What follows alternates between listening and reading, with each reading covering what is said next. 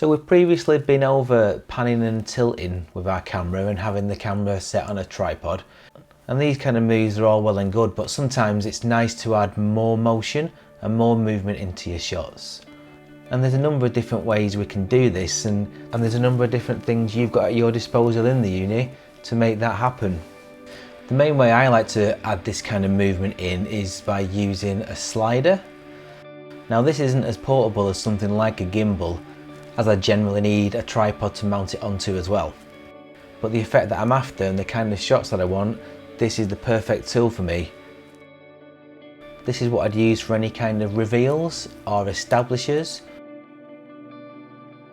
or little pushes in or pulls out of detail shots or characters.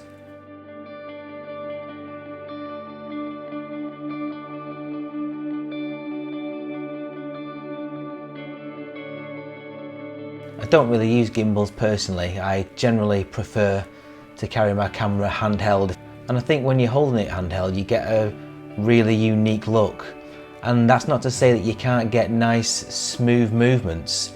With a lot of the stuff I shoot I can get that kind of gimbal effect, particularly if I'm shooting in a higher frame rate and going a bit more slow motion.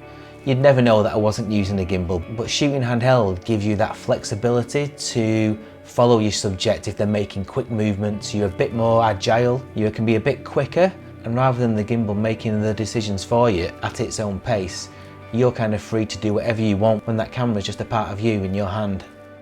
Now don't get me wrong, gimbals and Steadicams are incredible pieces of technology, and a lot of people put these to really good use. So here's a few clips of classic films that show how this kind of shooting should be done.